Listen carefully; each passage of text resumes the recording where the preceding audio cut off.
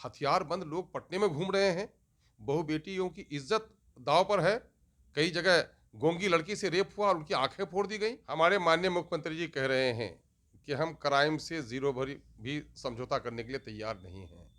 तो आखिर क्या ये क्राइम नहीं है? और सरकार के नाक के नीचे मुख्यमंत्री और के आवास के 2-3 किलोमीटर के रेडियस में पॉश एरिया में इतनी बड़ी घटना होती है और उसके बावजूद भी क्रिमिनल्स पकड़े नहीं जाते हैं। इनकी पुलिस क्या कर रही है आखिर? हथियारबंद लोग पटने में घूम रहे हैं, बहू बेटियों की इज्जत दांव पर है। कई जगह गोंगी लड़की से रेप हुआ और उनकी आंखें फोड़ दी गई। यहाँ पर गुलनाज को जलाया गया और पूरे तौर पर लॉ एंड ऑर्डर के नाम से मैं समझता हूं कि मौजूदा सरकार के सबसे बदतरीन दौर का सबूत है ये।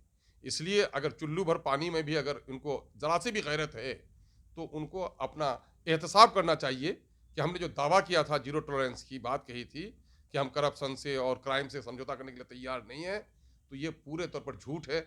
जिस तरह से हमारे माननीय मुख्यमंत्री जी ने कहा था, मर जाऊंगा मिट जाऊंगा बीजेपी में नहीं जाऊंगा, जिस तरह से वो बात झूठी साबित है, शायद ये बात भी पूर्ण तौर पर झूठी है कि क्राइम से ये लड़ने के लिए तैयार है। इनकी गिरफ्तारी होनी चाहिए, बल्कि लॉ एंड ऑर्डर का मसला, बल्कि इस किस्म के मामले में जो लॉ एंड ऑर्डर के जिम्मेदार अफसर हैं, ऐसे लोगों को तो सस्पेंड करना चाहिए। क्रिमिनल की गिरफ्तारी भी नहीं हो सकी, ऐसे लोगों को सस्पेंड भी नहीं किया, तो क्या है इनके लॉ एंड ऑर्डर का मिजाज?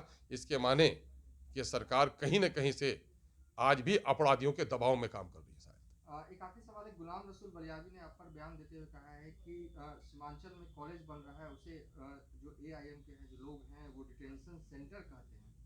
देखिए, गुलाम रसूल बलियावी साहब का मामला है कि जब तक वो हमें गालियां नहीं देंगे उनकी वफादारी साबित नहीं होगी।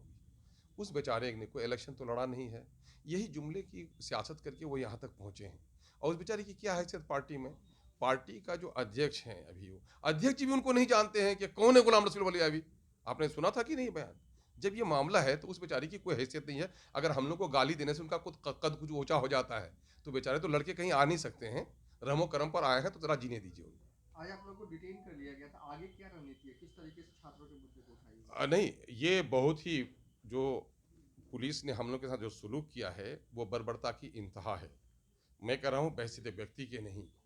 हमें अगर लॉ मेकर कहा जाता है तो सदन से लेकर सड़क तक लड़ाई लड़ने का हमें हक है और लोकतंत्र ने हमें हक दिया है। और बाजाबता यहाँ पर विधायकों का विशेषाधिकार भी है हमको, और कुछ का भी ख्याल नहीं रखा गया। एक आम आदमी की तरह हम लोग के साथ अगर पुलिस सलूक करे तो मैं समझता हूँ ये सरकार के इशारे पर किया जा रहा है कि ये लोग जो जनहित की बात कर रहे हैं, रात के अंधेरे में जो चिराग जला कर रहे हैं, चोर और डाकुओं को जो डरा रहे हैं, तो इन चिराग जलाने वालों के चिराग को बुझा दो, यही दमनकारी नीति है। हम इससे डरने वाले और घबराने वाले नहीं हैं। इन टीचरों की बहाली के लिए डंडे खाने पड़े, जेल जाने पड़े, खून बहाने पड़े, सड़क से सदन तक की लड़ाई के लिए हम तैयार हैं।